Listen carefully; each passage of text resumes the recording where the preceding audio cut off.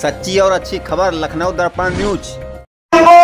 उपस्थित तमाम अम्बेडकरवादी साथियों को, बाबा साहब डॉक्टर भीमराव अम्बेडकर जी के अनुयायियों को भारत की एकता अखंडता को अक्षुण्ण रखने हेतु, समता मैत्री भाईचारा स्थापित करने हेतु बाबा साहब डॉक्टर बी.आर. अम्बेडकर जी द्वारा 24 सितंबर 1924 को स्थापित समता सैनिक दल भारत में बौद्धों की विरासत के आंदोलन को आगे बढ़ाने वाले तमाम साथियों को नमन अभिनंदन करता है। साथियों, बाबा साहब के प्रपोत माननीय भीमराव यशवंतराव अम्बेडकर जी आज के कार्यक्रम के मुख्य अतिथि के रूप में उपस्थित हुए।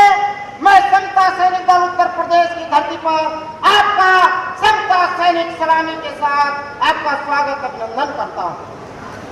इस धरती पर, ये लखनऊ की धरती, क्रांतिकारियों की धरती, बौद्धों की विरासत और बौद्धों की विरासत पर मनवादियों का कब्जा, ये हमें मंजूर नहीं है सर।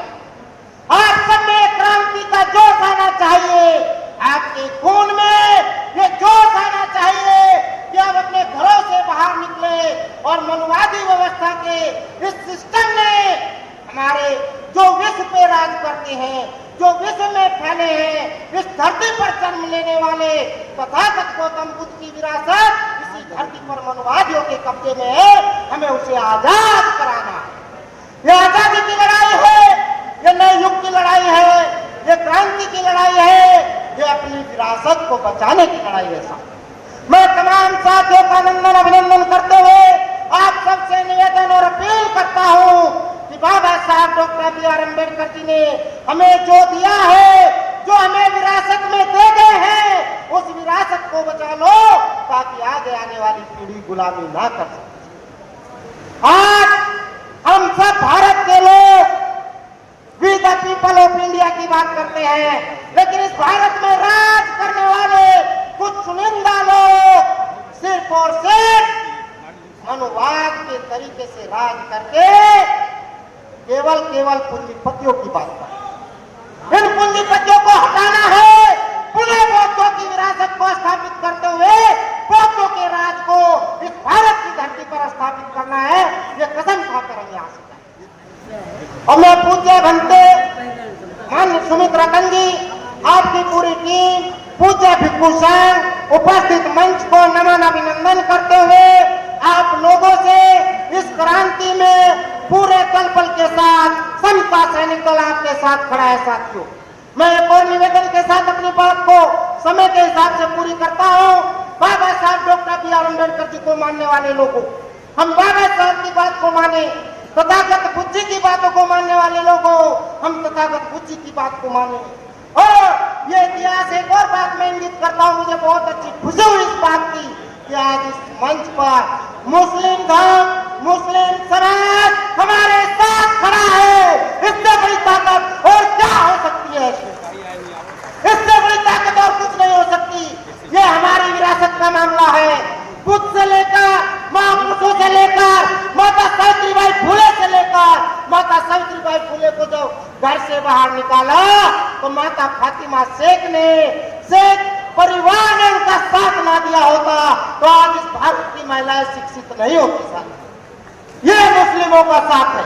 बाबा साहब डॉक्टर बी.आर. अम्बेडकर जी का साथ यदि संसद में जाने के लिए मुस्लिमों ने नहीं दिया होता तो संसद में आज हमारा प्रतिनिधित्व नहीं होता, इस देश में भारत का संविधान निर्मित नहीं होता। साथियों, बाबा साहब को आगे बढ़ाने का काम इस मुस्लिम सोसाइटी, मुस्लिम कम्युनिटी ने किया। साथियों, तो मैं तमाम साथियों से अपील करता हूँ कि इस क्रांति में जनबल के साथ आए, परिवार के साथ आए, बच्चों के साथ आए और इस क्रांति को मजबूत बनाकर अपनी विरासत को वापस लेने का काम करें। जोर से बोलेंगे जय भीम। मजा नहीं आ रहा है, जोर से बोलेंगे जय भीम। हम बोलेंगे जय भारत, आप बोलेंगे जय संविधान, हम बोलेंगे जय भीम, आप बोलेंगे जय भारत। जय भारत, जय संविधान, जय भारत, जय भीम।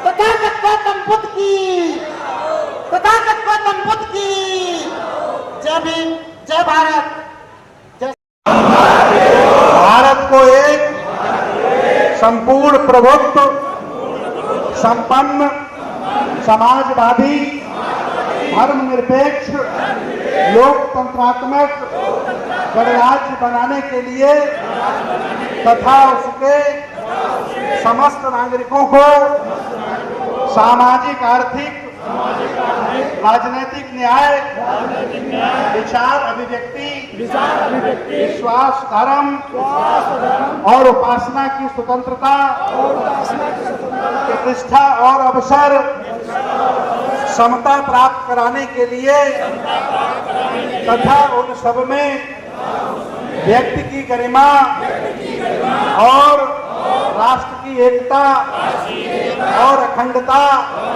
सुनिश्चित कराने वाली बंधुता बढ़ाने के लिए दृढ़ संकल्प होकर अपनी इस संविधान सभा में आज तारीख 26 नवंबर 1949 नित मार्ग शीर्ष शुक्ल सप्तमी संवत 2006 विक्रमी को ऐक्ट द्वारा इस संविधान को अंगीकृत अधिनियमित और आत्मनिर्भर करते हैं।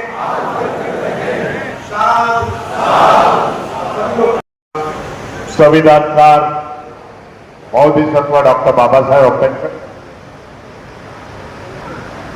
सम्राटों के सम्राट जिन्होंने अपने तलवारी से, जिन्होंने बुद्ध धम्म करुणे से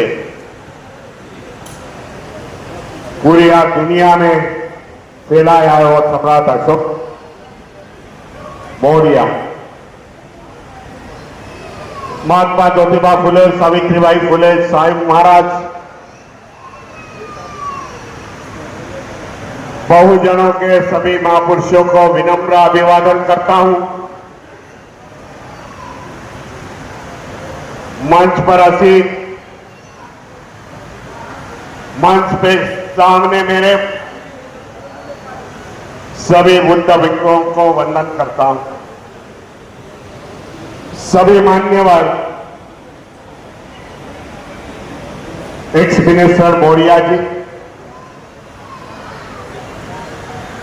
पंते सुमित रत्न जी महाथेरो,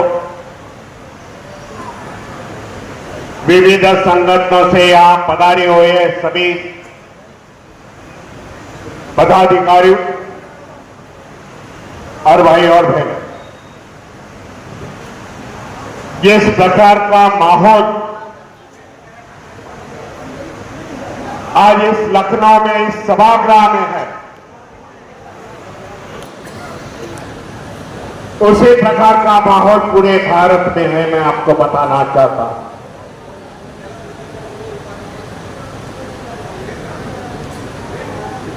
राज्यों में, शहरों में, कब्जे में, बुद्ध विहारों में एक ही बात चल रही कि महाबोधि बुद्ध विहार हमें कभी मिल जाएगा। उसके लिए लड़ाई शुरुआत हुई, जन आंदोलन हो गया, अनशन पर बैठ गए। 4 महीने बुद्ध गए में हम लोग बैठे, 4 बार मैं वहां जाके आया।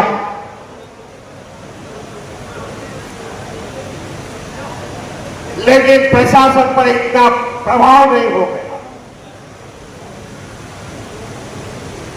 तब मुझे जानकारी मिली, बुद्ध गए में जब आंदोलन हो रहा था तब बाहर से लोग आते थे, ज्यादा करके महाराष्ट्र के लोग आए।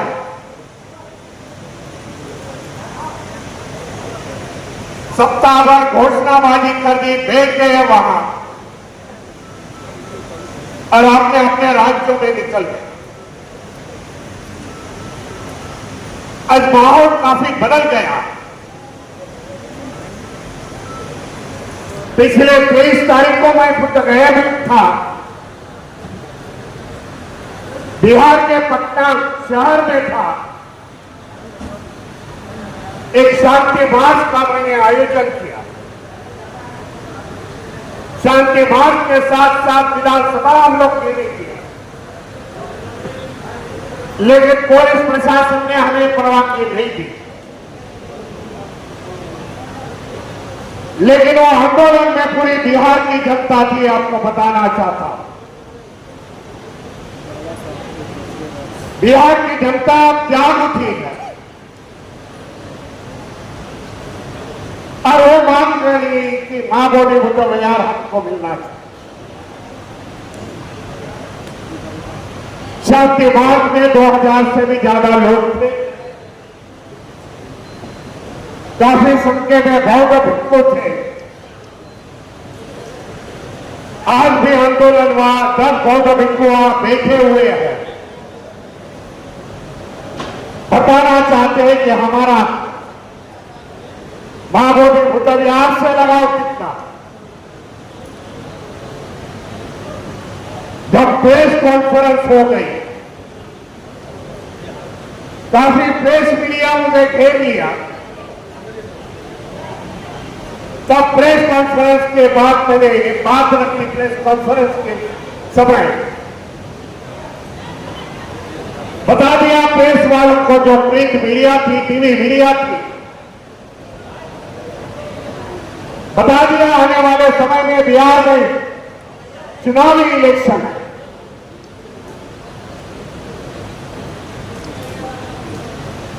हम यहां की जनता को जागरूक करना चाहते हैं।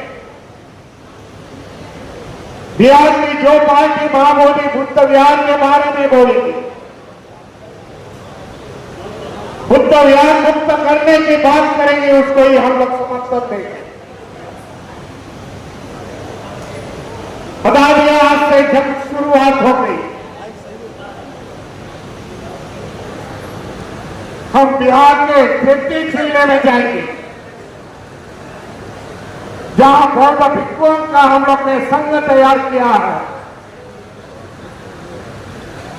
और हम 33 जिलों में जाएंगे, अन्य लोगों को ये प्रबोधन करेंगे कि आने वाले चुनाव में एक वर्ग में बुद्ध गया, संविधान को मानने वाले लोग, दूसरे भाग में उसको विरोध करने वाले लोगों की जंग होगी। हमारी ट्रेन दूसरे दिन सभी पेपर में आ गई, बड़े बड़े पेपर में आ गई। बिहार के कई लीडरों ने हमें फोन किया, क्या सचमुच ये होने वाला है? बता दिया कि ये सचमुच होने वाला है। आज तक बिहार में अम्बेडकर मूवमेंट नहीं थी, बुद्धिस्ट नाम थे सबके से, लेकिन बिहार की जनता जाग उठी है बाबा साहब का नाम लेने की। जानते हैं कि बाबा साहब के संविधान से आप प्राप्त हुआ। इसी कारण अभी ये जंग शुरू है। आने वाले 29 तारीख को सुप्रीम कोर्ट में मां बोली बुद्ध विहार की सुनवाई। कई पिटीशन हम लोग ने फाइल किए। बुद्ध सोसाइटी ऑफ इंडिया का इंटरवेंशन है, बड़े का बड़ा वक्त मैं दे रहा हूं। जानता हूं कि आखिरी लड़ाई है हमारी बुद्ध विहार की, मां बोली बुद्ध विहार की, और किसी भी हालत में हमें जीतनी पड़ेगी, क्योंकि ये हमारी विरासत, ये बौद्धों की विरासत, और उसको हमें सुरक्षित रखना पड़ेगा। देश का इतिहास देखा जाए, ये बौद्धों का इतिहास, इस देश में इतिहास मिटाने का काम इस बनवादी ताकतों ने आप किया। उनको बताना चाहता, 1200 साल इस देश में बौद्ध राज्य में राज किया।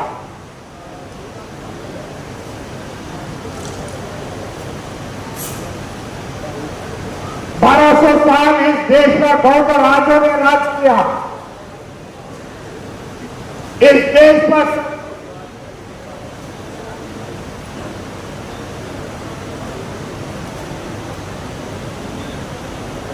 700 साल मुस्लिमों ने राज किया। 150 साल इंग्लैंडों ने इस देश पर राज किया। यह देश का इतिहास है। 1200 साल का बौद्ध राजों का राज था। यह स्वर्ण भूमि थी। 19 विद्यापीठ थे, जिसको यूनिवर्सिटी बोल सकते हो। 2000 साल की मैं बात कर रहा हूं। इसी कारण यह स्वर्ण भूमि नाम से प्रख्यात था। सम्राट अशोक और उसके बाद में आए हुए राजे 84,000 बुद्ध विहार बांधे। महाभूमि बुद्ध विहार उसका एक बुद्ध विहार सम्राट अशोक ने बांधा। आज जब हम लोग देखते इस देश की न्यायालय एक समाज के लिए एक न्याय देती है, दूसरे समाज के लिए दूसरा न्याय देती है। जब हमारी बहस हो गई, हमारी डिस्कशन हो गई सुप्रीम कोर्ट के वकीलों से, सुप्रीम कोर्ट के वकीलों ने मुझे बताया बिगड़ाल जी हमें डॉक्यूमेंट जमा करना पड़ेगा, हमें सबूत कोर्ट में साबित करने पड़ेगा। काफी सबूतें हम लोग ने दे दिया। जो चाइनीज यात्री कल आए थे 5वीं 36 शताब्दी में, उन्होंने जो लिखा हुआ है वो हम लोग ने दे दिया। बताना ये चाहता, जब राम जन्मभूमि का फैसला सुप्रीम कोर्ट में आ गया, तब सुप्रीम कोर्ट का जजमेंट पढ़ते हुए आपको ध्यान में आ जाएगा। वहां लिखा है ये आस्थे का मामला, यहां कोई भी डॉक्यूमेंटेशन, एविडेंस ऐसा कुछ नहीं। करोड़ों करोड़ों लोगों का आस्थे का मामला है, इसके लिए जजमेंट देना। इसलिए मैंने बताया एक समाज के लिए एक न्याय, एक धर्म के लिए दूसरा न्याय है। लेकिन इस माहौल से हमें आगे चलना पड़ेगा। देश में आज हिंदू मुस्लिम मंदिर मस्जिद बौद्ध विहार इस प्रकार का वाद का निर्माण इस सरकार ने आज किया हुआ। मेरे भाई मुस्लिम भाई यहां बैठे हुए 2 महीना पहले वक्त की जमीन उनसे निकल गई, जो उनके पुरखों की जमीन थी। जैसा मैंने कहा 700 साल उन्होंने राज किया, उनके पुरखे ने इतनी बड़ी जमीन ली थी, लेकिन सरकार ने पार्लियामेंट में एक्ट तैयार किया और उनकी जमीन उनसे छीन ली। सुप्रीम कोर्ट में आज मसला मुस्लिम होने के बाद हुई, नतीजा बौद्धों को लगा दिया, भाई तुम्हारी विरासत हम लेंगे। जिन्होंने इस देश में कुछ निर्माण नहीं किया, देश के लिए कोई योगदान नहीं, जिस लोग ने आज देश के लिए योगदान दिया तो पहले बौद्धों ने इस देश में विरासत खड़ी कर, उसके बाद जैनिज्म में जैनों ने यहां विरासत खड़ी कर दी और 1100 साल मुस्लिम हमारे भाइयों ने यहां विरासत ताजमहल कुतुब मीनार निर्माण किए। इसी कारण मैं बोल रहा हूं, जिन्होंने कुछ निर्माण नहीं लेकिन आज कब्जा करके बैठे हुए, क्योंकि आज वो मेजॉरिटी में, लेकिन बताना चाहता हूं सभी माइनॉरिटी हमें इकट्ठा आनी पड़ेगी हमारी विरासत रक्षा करने के लिए। महाबोधि बुद्ध विहार भगवान की प्रॉपर्टी है। क्रिश्चियनों को जो चर्चेस है उसमें लोग शासन इस प्रकार के देश भर का माहौल हमें 29 तारीख तक बरकरार रखना पड़ेगा, क्योंकि ज्यादा से ज्यादा जो अखबार में से, व्हाट्सएप से, मीडिया से यहाँ के लोगों को, यहाँ के व्यवस्था को हमें अवगत करना पड़ेगा कि हमारी लगन कितनी है। महाबोधि बुद्ध विहार होने के बाद देश में इतने सभी बौद्ध विरासत, उस पर हम लोग को नजर डालनी पड़ेगी, वो भी हमारी डिमांड आने वाले समय में होगी। मैं भक्ते सुमित रत्न जी को, सभी भाग्यवान को धन्यवाद देता हूं कि इस प्रकार का आयोजन किया, लोगों को अवगत कर दिया कि हमारी लड़ाई किससे है और हमारे को ये जीतनी है। नमो बुद्धाय, जय भीम, जय संविधान। और आपके बीच आ रहे हैं माननीय स्वामी प्रसाद मौर्य जी। आप सभी लोग बैठ जाइए शांति से, और बहुत बहुत धन्यवाद, बहुत बहुत धन्यवाद। आइए माननीय मौर्य जी। प्रसाद मौर्य जी।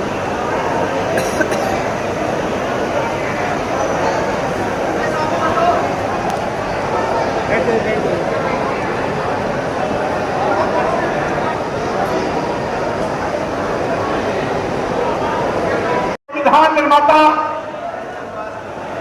और पूज्य बाबा साहब अम्बेडकर के पौत्र डॉक्टर भीमराव यशवंतराव जी हम सबके बीच में उपस्थित सभी सम्मानित बौद्ध विचारकगण,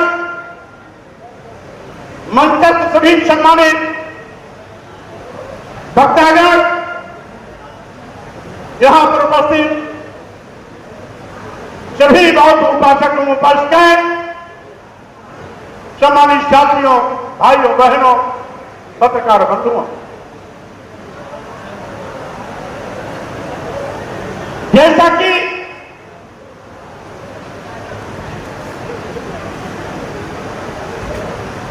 हजारों साल से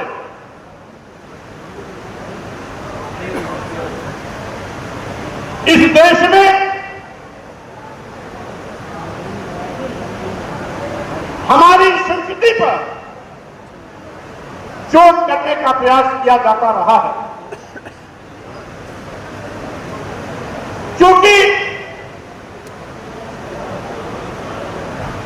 बौद्ध संस्कृति, बौद्ध धर्म इस भारत का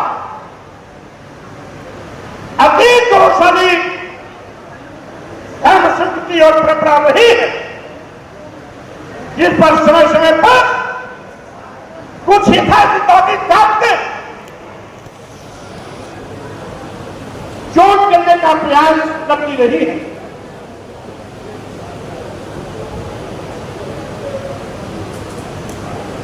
आज हमारा भारतीय संविधान है, आज मनुष्य नहीं है, आज मनुवाद भी नहीं है, लेकिन फिर भी कुछ यथार्थवादी ताकतें संविधान के ऊपर मनुष्य को थोपना चाहते हैं, क्योंकि भारतीय संविधान के चलते जब आज मनुवादी ताकतें कमजोर हो रही है, उनका वर्चस्व कमजोर हो रहा है, तो ऐसी हालात में वो भारतीय संविधान उनके निशाने पर आ गया है। ये केवल महाबोधि बुद्ध विहार का मामला ही नहीं, आज समय समय पर इन यथार्थवादी ताकतों ने इस देश में धार्मिक उन्माद पैदा करने की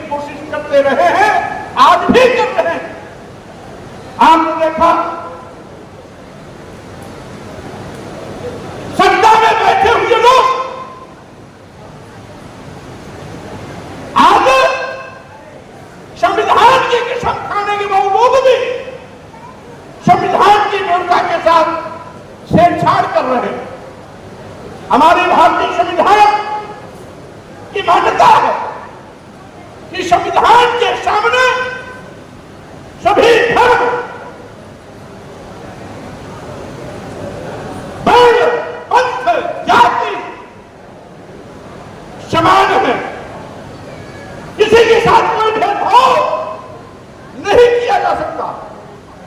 उसके बाद सत्ता में बैठे हुए लोग हिंदू मुस्लिम मस्जिद मंदिर का अभियान चला करके समाज को बांटने की कोशिश कर रहे हैं, देश को बांटने की कोशिश कर रहे हैं, संविधान की व्यवस्था के साथ छेड़छाड़ कर रहे हैं।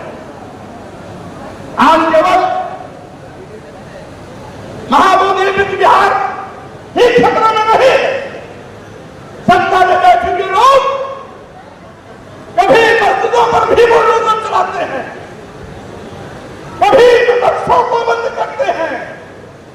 तो आज बाबा साहब डॉक्टर अम्बेडकर ने जो शिक्षा का त्याग किया था, राइट टू एजुकेशन एक्ट के मुताबिक 6 साल से 14 साल के बच्चों को अनिवार्य निःशुल्क शिक्षा देने की व्यवस्था सरकारों को होती है। वह निकम्मी सरकार आज उत्तर प्रदेश में गांव में 27,764 स्कूल बंद करने जा रही है, क्योंकि ये नहीं चाहते कि गांव का गरीब मजदूर, किसान, दलित, आदिवासी, पिछड़े समाज के बच्चे पढ़ लिख करके तरक्की के रास्ते पर आगे बढ़े। इसीलिए इन स्कूलों को बंद करने जा रही है। भारतीय संविधान के पहले इनकी यही मानसिकता थी, नारी शूद्रो न घेता। इस देश के स्त्रियों और शूद्रों को पढ़ने लिखने का अधिकार नहीं था। हमारे सामाजिक परिवर्तन के महापुरुषों ने समय समय पर लड़ाइयां लड़ी, आंदोलन किए, संघर्ष किए। सामाजिक परिवर्तन के महानायक ज्योतिबा फुले जी, सावित्रीबाई फुले जी, फातिमा शेख जी, साहू जी महाराज जी, भारतीय संविधान निर्माता बाबा साहब डॉक्टर अम्बेडकर, पेरियार रामास्वामी नायकर, नारायण गुरु, संत गाडगे, महामना स्वरूप वर्मा, पेरियार नरहरि सिंह यादव, माधवर कांशीराम जी इसी कड़ी के महायोद्धा रहे हैं। लेकिन आज ये फिर से जब देख रहे हैं कि संविधान के माध्यम से आज गुरु, कतवारू, सुमारू, मगरू यानी गरीब से गरीब बेटा बेटा बेटी पढ़ करके IAS, IPS, doctor, engineer, professor, जज और वैज्ञानिक बन रहा है, तो उसमें रोक कैसे लगाया जाए, उसको देखते हुए अब ये स्कूल बंद करने पर आमादा है। दूसरी ओर महंगी शिक्षा के माध्यम से गरीब के बच्चों को विश्वविद्यालय में पढ़ने से रोकने की भी साजिश चल रही है। नॉट फाउंड सुटेबल के माध्यम से, नॉट फाउंड सुटेबल फार्मूले के माध्यम से एससी, एसटी, ओबीसी के नौजवानों को सामान्य मेरिट से ज्यादा अंक पाने के बावजूद भी नौकरियों में बाहर का रास्ता दिखा दिया जाता है। विश्वविद्यालयों में प्रवेश में, पीएचडी में, हायर एजुकेशन में, एडमिशन में एससी, एसटी, ओबीसी के लोगों को जनरल मेरिट से ज्यादा नंबर लाने के बावजूद भी नॉट फाउंड सुटेबल कर दिया जाता है। यानी हर कारण से ये हमारी प्रतिभा का हनन करने जा रहे हैं। आज जहां पर महाबोधि बुद्ध विहार में हिंदू पंडित पुजारियों को घुसेड़ कर इसको हड़पने की इनकी साजिश चल रही है। यह एक यथार्थवादी ताकतों की सोची समझी साजिश है। साथियों, हम सभी लोगों को आज इस मुद्दे पर इकट्ठा होने के लिए सड़कों पर भी आना पड़ेगा। मैं बधाई देना चाहता हूं भंते सुमित्र जी को, जिन्होंने पूरे देश में जगह जगह पर इस प्रकार के कार्यक्रम करके यथाचित ताकतों से आपको सावधान करने का काम कर रहे हैं। उनको मैं बधाई देना चाहता हूं, बहुत बहुत सम्मान देना चाहता हूं। आज ये परिस्थितियां जानबूझ के पैदा की जा रही है, जिससे कि इस देश का दलित आदिवासी पिछड़े और महिलाएं जो सम्मान स्वाभिमान के लिए संविधान की ताकत के बिना पर खड़े हो चुकी हैं, उनको कैसे कमजोर किया जाए। यह भारत की पहचान पूरी दुनिया में बुद्ध से है और बौद्ध संस्कृति से है, बौद्ध धर्म से है। इसलिए बौद्ध धर्म को कैसे कमजोर किया जाए, तथागत बुद्ध की विचारधारा को कमजोर कैसे किया जाए, बौद्ध संस्कृति को कैसे कमजोर किया जाए, इस पर पहले भी हमला हुआ था। नालंदा विश्वविद्यालय जलाया गया था, तक्षशिला विश्वविद्यालय जलाया गया था। सम्राट अशोक ने 84,000 बौद्ध स्तूप बनवाए थे। मैं पूछना चाहता हूं सत्ता में बैठे हुए इन लोगों से कि आखिर 84,000 वो बौद्ध स्तूप कहां चले गए हैं जो सम्राट अशोक ने बनवाए थे। इसका मतलब है यह सम्राट अशोक के बनवाए हुए 84,000 बौद्ध स्तूप को एक एक करके कहीं न कहीं हिंदू मठ मंदिरों में बदल रहे हैं। इतिहास इस बात का गवाह कि बद्रीनाथ, केदारनाथ, जगन्नाथपुरी, तिरुपति बालाजी मंदिर, रामेश्वरम, ये सब कभी बौद्ध मठ थे। 11वीं शताब्दी में शंकराचार्य के नेतृत्व में अभियान चला करके इनको हिंदू मठ मंदिर बनाया गया था। उसी प्रकार से आज इनकी निगाह तथागत बुद्ध की ज्ञान स्थली महाबोधि बुद्ध विहार पर भी लगी हुई है। इसीलिए ये खतरे की घंटी है। अगर हम अभी नहीं जगे, हम अपने इस धरोहर को बचाने के लिए समय रहते अगर खड़े नहीं हुए तो स्वाभाविक रूप से इसकी भी हालत वैसी होगी जैसे कभी बद्रीनाथ केदारनाथ पूरी की हुई थी। इसीलिए मैं कहना चाहता हूं आज हमें सबको इस अपने धरोहर को, इस अपनी संस्कृति को, इस अपनी विरासत को बचाने के लिए कमर कस के आज आंदोलन करने की आवश्यकता पड़ती है, तो उसके लिए भी तैयार रहना होगा। और अगर सुमित्र भंते जी हमारे तमाम साथियों ने माननीय सर्वोच्च न्यायालय, माननीय उच्च न्यायालय का भी दरवाजा खटखटाया है, तो उस वहां भी ताकत देने के लिए हमें तैयार रहना पड़ेगा। क्योंकि अगर हम सोते रहेंगे तो ये साजिश करने वाले लोग अपने साजिश में कामयाब हो जाएंगे। मैं आज इस अवसर पर यह भी कहना चाहता हूं, आज सत्ता में बैठे हुए लोग साजिश के तहत आपके साथ फिर से धोखा कर रहे हैं। ये धोखेबाज लोग तो धोखा हमेशा करते रहे हैं, लेकिन आज भी धोखा कर रहे हैं धर्म के नाम पर, राज्य भगवान के नाम पर, आपको गुमराह करके आपको ही कमजोर करने की कोशिश कर रहे हैं। हमारे बहुत से भाई, बहुत से साथी जो दलित समाज के हैं, आदिवासी समाज के हैं, पिछड़े समाज के हैं, कहने के लिए बौद्ध विरासत को मानते हैं, कहने के लिए बाबा साहब को मानते हैं, लेकिन कभी कभी हिंदू बनने के चक्कर में हिंदू धर्म के नाम पर गुमराह होकर के अपने विरोधियों की ताजपोशी करा देते हैं।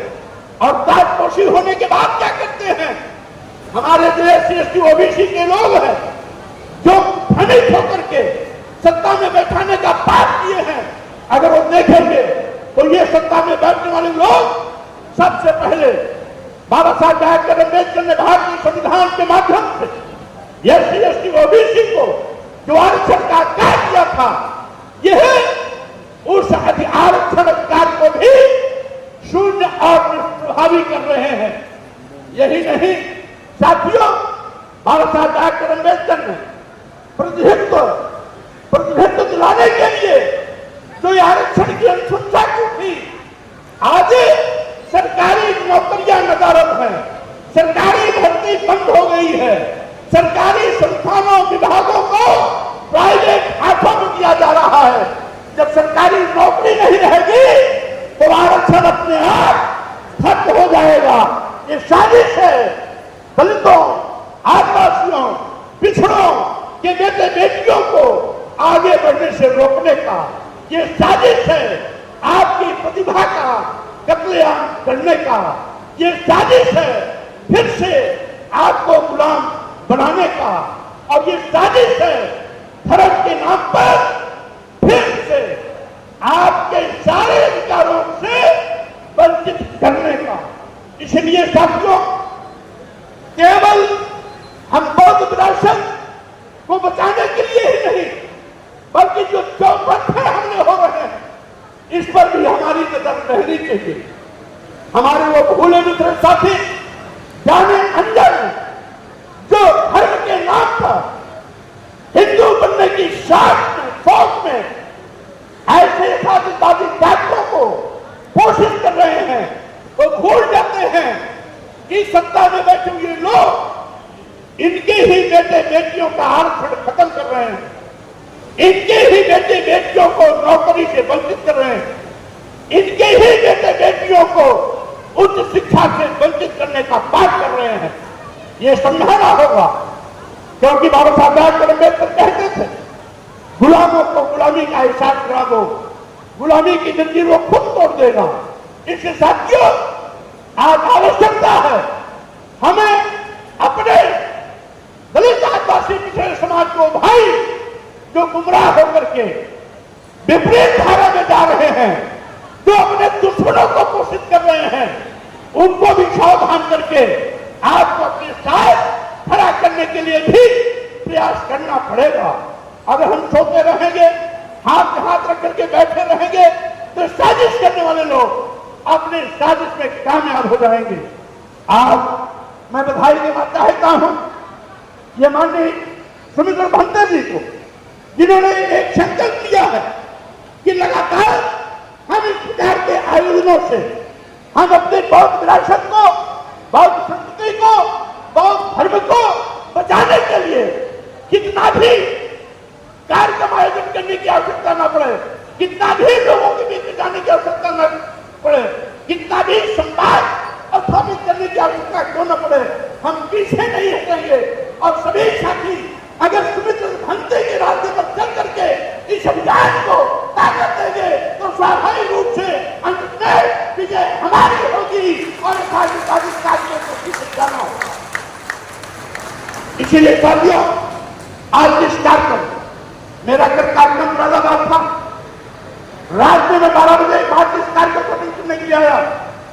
यद्यपि आज भी मेरा कार्यक्रम अलीगढ़ और कानपुर में था, मैंने वहां अपना प्रतिनिधि भेजा, अपने सदस्य को भेजा, क्योंकि मैं जानता हूं ये कार्यक्रम अत्यंत महत्वपूर्ण कार्यक्रम।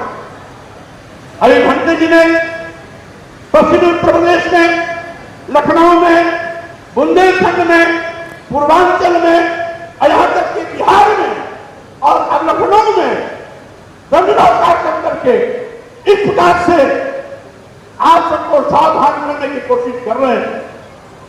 आवश्यकता है एक बड़ी ताकत बनने की, आवश्यकता है यथार्थवादी ताकतों को लोकतांत्रिक तरीके से जवाब देने की, आवश्यकता है न्यायपालिका के सहारे हमें अपनी लड़ाई को साथ देने की।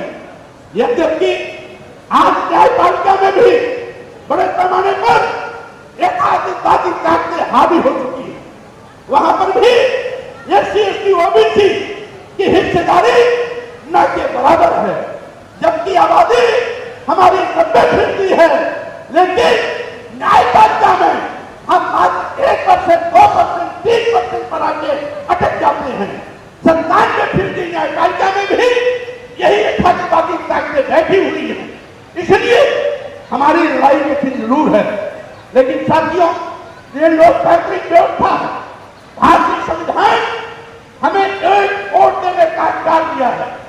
एक वोट, चाहे कोई बहुत बड़ा राजा महाराजा हो, चाहे अदानी अंबानी हो, और चाहे गांव का एक किसान हो, हलवाहा हो, चरवाहा हो, मजदूर हो, रानी हो या नौकरानी हो, सबको बराबर एक वोट का अधिकार बाबा साहब डॉक्टर अम्बेडकर ने दिया है।